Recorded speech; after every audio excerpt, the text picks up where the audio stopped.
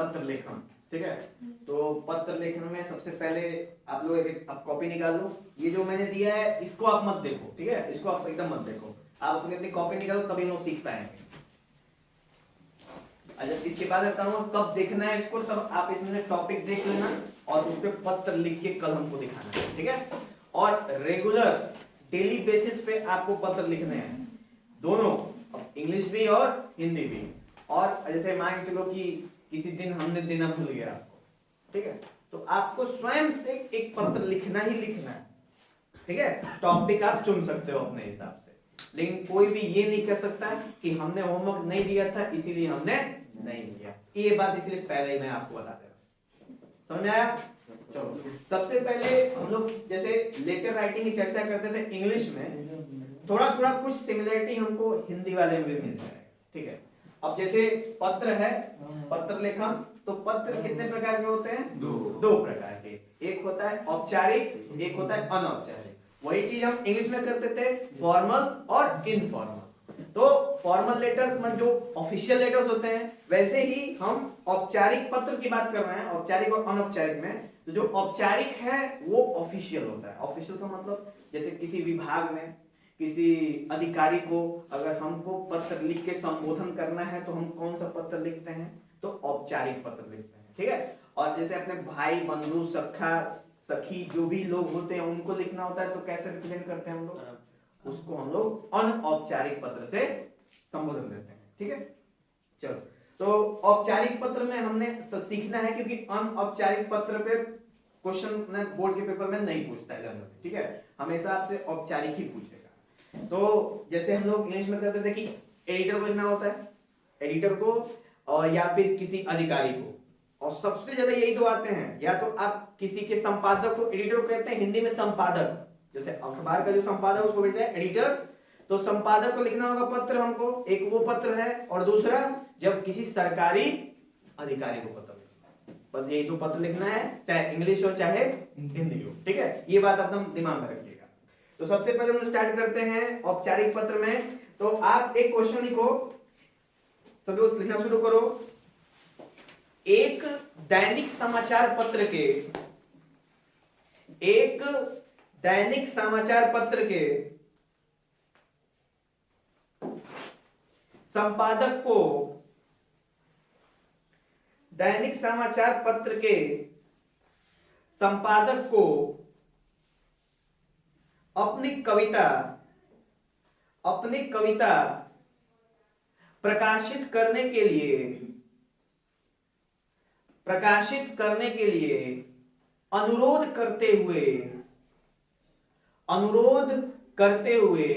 एक पत्र लिखिए। अनुरोध करते हुए एक पत्र लिखिए।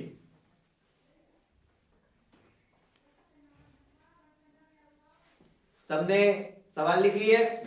तो हमें पत्र ये लिखना है, मतलब इस टॉपिक के ऊपर पत्र लिखना है। तो विषय हमें पता है क्या है विषय, कि हमें अखबार में अपनी कविता छपवानी है, विषय मिल गया हम लोग को। तो विषय भी जानना बहुत महत्वपूर्ण है कि कौन सा विषय पे हमें पत्र लिखना है। तो स्टार्टिंग करेंगे जब हम, तो सबसे पहले हम लोग स्टार्ट करते हैं सेवा में। किससे स्टार्ट करेंगे? सेवा में।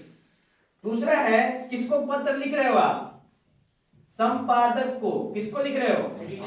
संपादक, यानी कि इंग्लिश में बोलते हैं एडिटर। और किसके संपादक को लिख रहे हो? तो कोई पत्र अखबार ही होगा, तो उस अखबार के संपादक, किस अखबार के संपादक कंपनी का नाम लिखते हैं तो वो क्या है? दैनिक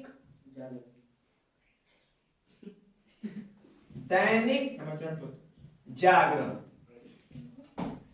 ठीक है। दैनिक जागरण को हम, संपादक को हम ये पत्र लिख रहे हैं, ठीक है। उसके बाद है ये, इसका जो दैनिक जागरण का जो हेड है, हेड ऑफिस का मतलब जो मुख्यालय इसको बोलते हैं, वो कहां पे है? तो वो है दिल्ली, या फिर आप लिख सकते हो नई दिल्ली। हमने क्या लिख दिया? दिल्ली। तो यहां पे आपने क्या क्या देखा? तो यहां पे आपने देखा सेवा में जो हम इनको सैल्यूएशन दे रहे हैं, क्या, अरे सैल्यूएशन कहते हैं ना इनको, तो इंग्लिश हो गया। सैल्यूएशन का मतलब थोड़ा सा रिस्पेक्ट कहते हैं जिसको, मतलब कि थोड़ा इनको रिस्पेक्ट दे, सेवा में, या आदरणीय भी कहते हैं हम लोग कभी कभी। तो संपादक, दैनिक जागरण और दिल्ली, तो ये है संपादक वाला खाना। ये कौन सा मतलब अखबार की कंपनी है और ये कहाँ पे उसका एड्रेस है, समझ आया? तो ये है, ये पूरा का पूरा है रिसीवर वाला। रिसीवर ने जो रिसीव करेगा हमारा पत्र, तो इसको इंग्लिश में कहते हैं रिसीवर एड्रेस, ठीक है? जो रिसीव करने वाला है उसका हम लोग यहाँ पे पता लिखते हैं, ठीक है? नेक्स्ट है, अब हमको लिखना है यहाँ पे क्या बेटा, विषय। विषय लिखेंगे कि किस विषय के ऊपर हमने ये पत्र लिख रहे हैं। तो बताओ, ये विषय है हमारा कि स्वरचित कविता प्रकाशित करने के संदर्भ में। क्या है?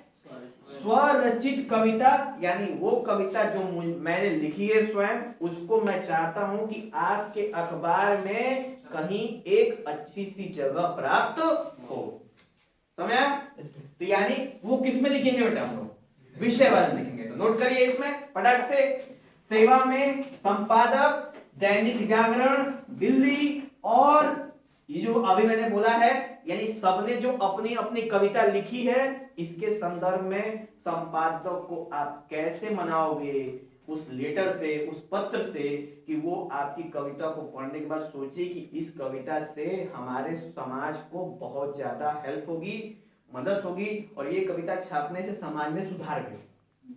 ऐसे ही ना भाई, कोई भी संपादक क्या सोचता है कि कुछ ऐसा हम माने संपादन करें कि जिसमें समाज का हर एक वर्ग क्या हो, विकासशील है, ठीक है? विकास। नोट कर लिया आपने विषय? बोलिए। अब विषय के बाद हम लोग संबोधन देते हैं महोदय। किसे संबोधन देते हैं? महोदय। महोदय, महोदय संबोधन देंगे, और उसके बाद वो जो पूरा का पूरा बॉडी है, बॉडी समझते हैं ना, जो आधारशिला है पूरा नीचे से लेके इस बॉडी को हम लिखना शुरू करते हैं। तो इसमें स्टार्ट करते हैं कि आपके लोकप्रिय समाचार पत्र, यानी ये बात हमेशा दिमाग में रखेंगे कि किसी को भी जब ऑफिशियल पत्र लिखते हैं हम लोग, औपचारिक पत्र, तो उसमें ये प्रयास कर सबसे पहले उसकी तारीफ कर, क्योंकि भाई जब हमको अपना काम होता है तो सामने वाले क्या करनी पड़ती है। तो 2 लाइन में तारीफ किया कि महोदय, हमें मालूम है कि ये जो समाचार पत्र है दैनिक जागरण, ये बहुत ही महत्वपूर्ण और विख्यात है। सभी लोग, बहुत सारे इसके ऐसे मतलब कि क्या कहते हैं उसको, पढ़ने वाले लोग हैं, श्रोतागण हैं, बहुत सारे लोग उसको लेते हैं अपने अंदर, समाते हैं उसके ज्ञान को। तो हम चाहते हैं कि समय समय पर प्रकाशित लेख, कहानियां एवं कविताएं सदैव ही साहित्य प्रेमियों को आकर्षण केंद्र बनी रही हैं। यानी पता है ना कि जब भी अखबार आता है ना, तो उसमें कहीं कहीं कविताओं का सेक्शन होता है। तो अखबार खोलिएगा तो जब न्यूज पूरा कंप्लीट हो जाता है तो कविताएं, मुहावरे, चुटकुले स्पोर्ट्स से पहले होता है, मतलब खेल जागरण से पहले मिलता है हमको, ठीक है? और वहां पर देखोगे तो तरह तरह के लिखा हुआ, किसके द्वारा संपादन किया गया, किसके द्वारा संपादन किया, किसने लिखा है इसको, किसने लिखा है। तो इससे ना बहुत सारे जो कवि लोग होते हैं वो अखबार को इन कारणों की वजह से क्या करते हैं, उसको पढ़ते हैं, ठीक है? तो पढ़ने का ये भी कारण एक है महत्वपूर्ण। नेक्स्ट है, तो ये सारी चीजें हम लोग उसमें क्या करेंगे, मेंशन करेंगे।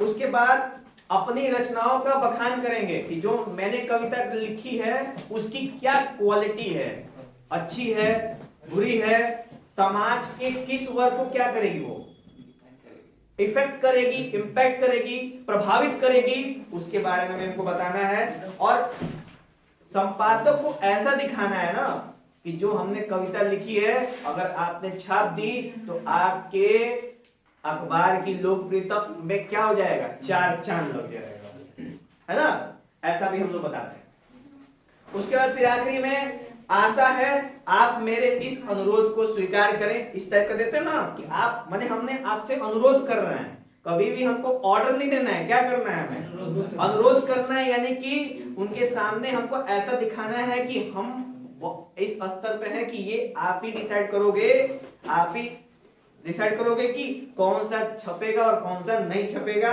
और अगर आपने ऐसा किया तो हम काफी खुश रहेंगे, प्रफुल्लित होंगे अंदर से, ठीक है?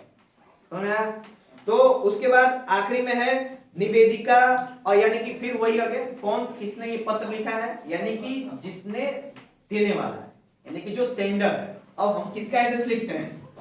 सेंडर का एड्रेस। तो सेंडर का एड्रेस लिखना शुरू करेंगे हम लोग इसके बाद। तो ये हो गया 2-3 लाइन बॉडी, और सेंडर एड्रेस बस लिख लो, 2-3 पॉइंट है बस, 2-3 पॉइंट। सेंडर एड्रेस लिख लो। तो सेंडर एड्रेस में वहां पे नोट करते हैं हम लोग निवेदिका, निवेदिका या निवेदक, दो चीजें होती हैं। अगर मेल है तो निवेदक, अब फीमेल है तो निवेदिका, ऐसे नोट करते हैं, ठीक है। उसके बाद है आपका एड्रेस, यानी कि आप कहां से बिलोंग करते हो, तो सब लोग अपना अपना एड्रेस लिख लें। तो यानी खुद का पता, पता हो गया ये स्वयं का। और उसके बाद जो ओरिजिनल जगह है, और दिनांक कहां लिखते हैं? एकदम आखिरी में दिनांक, समझ आया?